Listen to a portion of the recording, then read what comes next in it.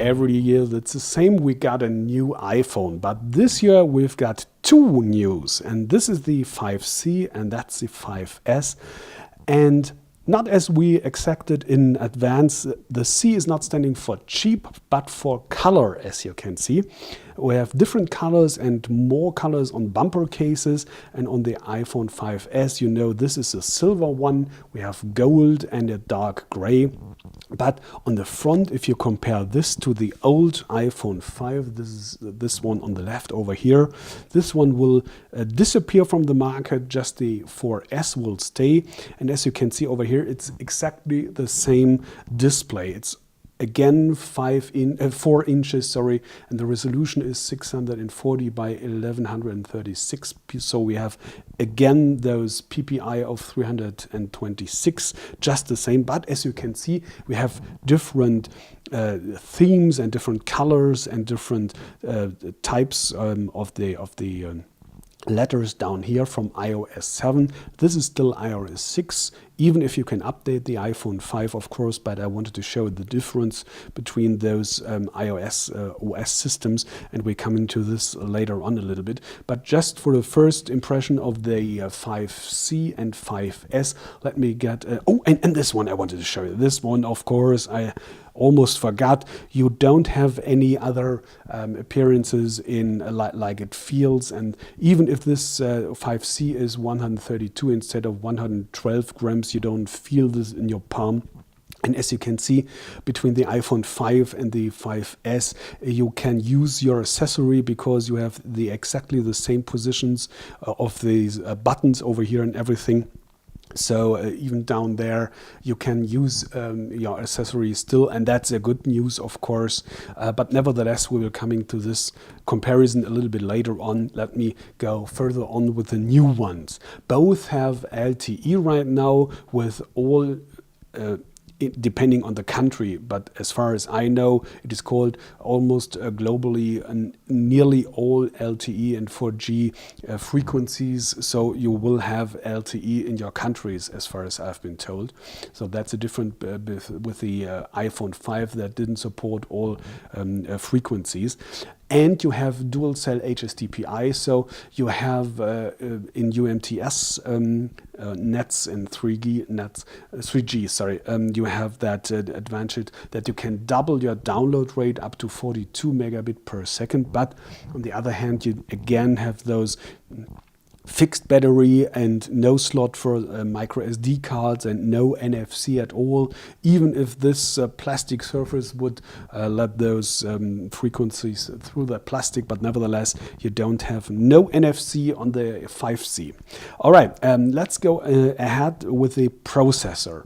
This one has a new one. It's called the A7 with a co-processor called M7, and on that M5C we have the old one of the iPhone 5, the A6.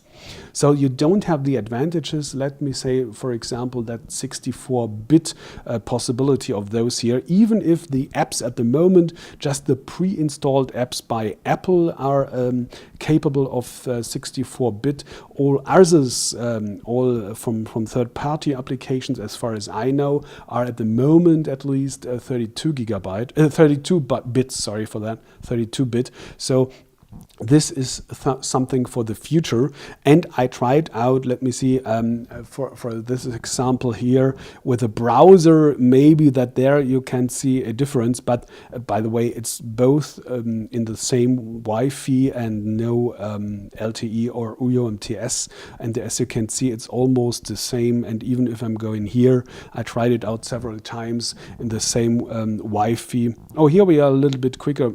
Oh, no, he didn't get me. So I tried it out several times, and you can trust me, it's always almost the same. So it's not at the moment a real big thing with those 64-bit, but nevertheless, this will be. We know that from the PCs, from the desktops and the notebooks, 64 is better than 32, of course, and so we have something for the future.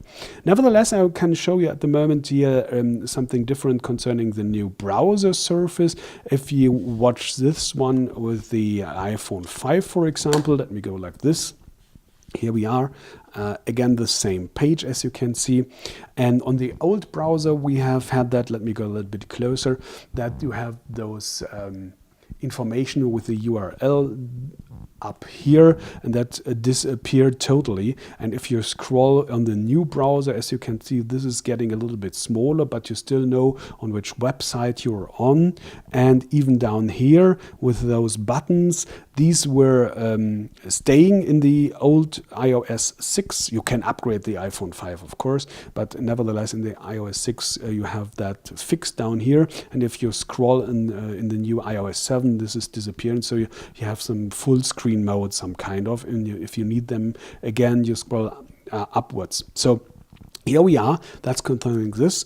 And you have, of course, those new colors. I don't like them that much. I find them very, very strong. And if you compare, for example, the settings down here, I found the bigger screens here better than those. You can read it, of course, but nevertheless, it's a matter of taste, of course. But something very funny I found over here. So if you're removing your iPhone, at least the iPhone 5S and 5C with iOS 7, I hope you can see it in the video, these icons are moving a little bit with the movement of the telephone, but the background is not moving. So this makes the appearance as if those icons swim or hover above that surface down here. It's totally needless, but it looks great. And this is typical Apple, of course, with those things that make just fun to use this surface. But you have, of course, almost the same. You have those home screens, you have no widgets, but something different concerning this one.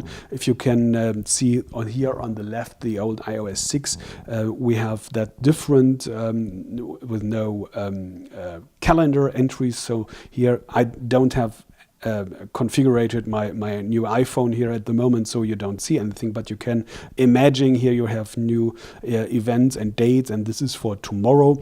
And with those tabs over here, you have today, all, and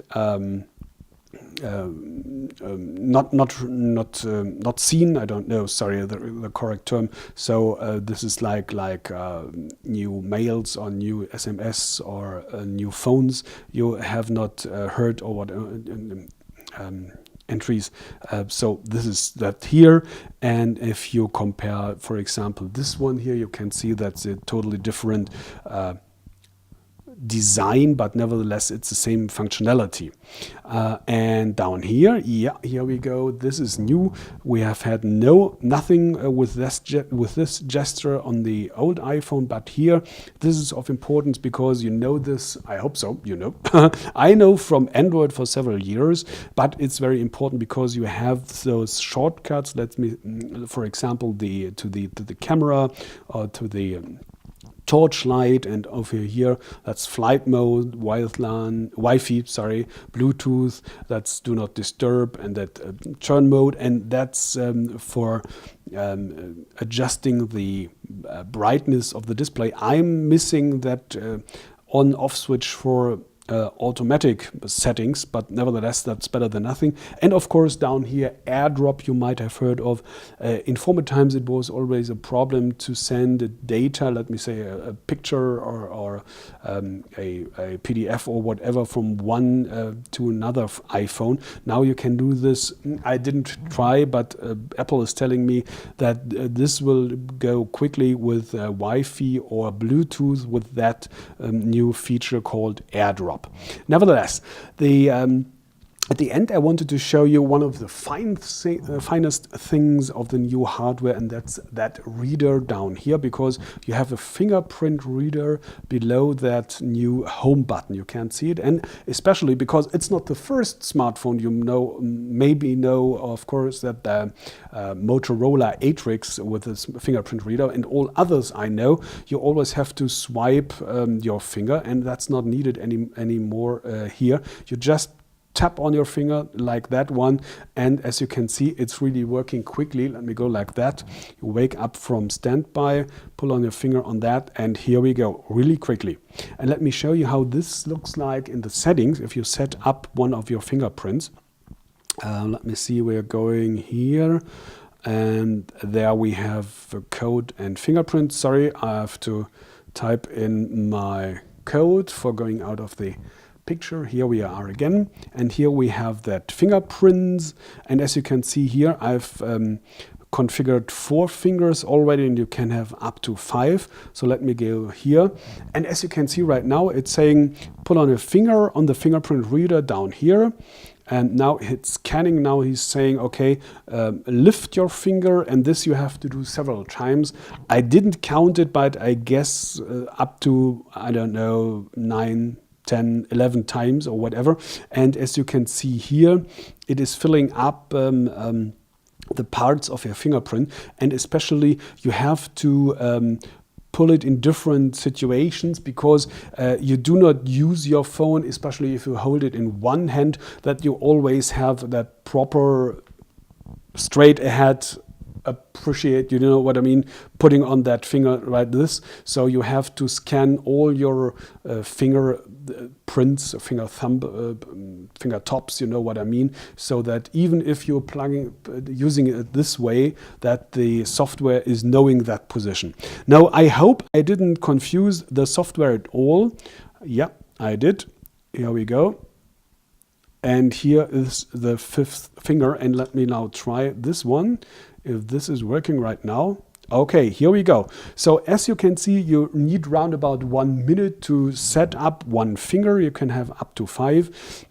And even if we try now different fingers, I tried it with mine, with friends, so it really seems to be some kind of secure. But nevertheless, even if Apple is promising that the data of the fingerprint is stored only in the new processor, the A7 processor, so it's kind of secure, but you don't have 100% secureness, as you know. So, but it's not stored in the cloud, it's not stored on the Apple server, at least Apple is telling us. But nevertheless, you don't have to use it. It's just, if you want to, you can. And it's, of course, very comfortable just to have that lock-in possibility for everything in the future. At the moment, you can unlock your phone and order in iTunes store or whatever with that, but that's an open thing, so even third-party applications can use this in the future. So here we go. And nevertheless, we have on the back side a surprise too, because we have a new camera. This is 8 pixels still, but you have a new sensor, a bigger one. So the pixels on the sensor are bigger too. So they are catching more light. And as we know from the HTC One, but that had just only 4 megapixels, here it's 8 megapixels. Bigger pixels are better, so we hope that we have to test that, of course, but it seems, or there's a good chance that the picture and the videos are getting better. And this one down here, that's called the new True Tone flash, meaning that you have, as you can see, I hope so, not only one but now 2 elements in there. One white, just a plain regular LED, and below that an amber LED. So Apple is telling us that these 2 elements can combine together, produce up to or more than 2,000 different settings concerning the light temperature. So it's seeing what kind of light temperature you have in your picture, and before using the flash, it is adjusting the flash temperature color. So that you don't have that very heavy and very white flash letting people looking like ghosts or whatever. So this shall be, I hope so, it really is in the testings, that this is a big chance that you have not that hard flash lights anymore, but smoother, softer, getting better to the surrounding light on on that one. And all these things you don't have on that device. That's a 5C. So you have just the regular camera, the regular flash, the old A6 processor from the iPhone 5, just 32-bit, of course, you don't have that fingerprint reader, just the regular button down here, and you unlock like this. So this is a kind of very heavy differences. So I do not understand the price policy of Apple at that point, because there's just a difference, at least here in Germany, of €100 without any contract. So let's go, for example, for the 16 gigabyte versions. This is on the 5C you have 599, and on the 5S it's 699, or 32 gigabyte 699 and 799, and you don't have a 64 gigabyte version at all for this one. So if you have to pay that much, $600. So why don't spend 100 more? You could have $700 and the full feature set, and it's looking way more classy. It's lying great in the palm, don't get me wrong. It's feeling great, and it seems to be robust and everything, but nevertheless it looks like not only $100 less, and especially because of those differences you have. Well, that everybody has to decide by himself, of course, but that's something that shot into my mind when I'm first seeing those devices and seeing the differences. Nevertheless, I wanted to show you one last thing at the end, and that's concerning Siri, that has gotten new voices. And let me go grabbing my mic. I hope it's okay for you like this one. And let me go start Siri here. Hi Siri. Moin, moin. Oh, now we have that problem that this is of course a German version, and moin moin is something like hi there. Please start the weather app for me. Let me see if she understands Die Börsen English. entwickeln sich folgendermaßen. No, she just understands German, so I'm sorry for that. I'm trying to speak German with that Siri right now, but it's just going for the sound of the voice. Sorry for that. Zeig mir das Wetter. Ich weiß nicht, wo du bist, aber ich kann es herausfinden. Wähle unter Privatsphäre die Option Ortungsdienste und aktiviere die Optionen Ortungsdienste und Siri. Oder sag mir einfach, wo ich nach dem Wetter schauen soll.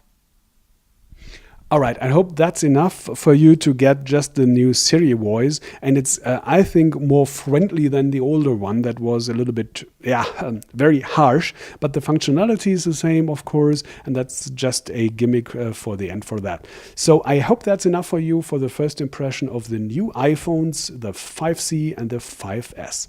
Thanks for watching, take care, and I hope to see you back soon.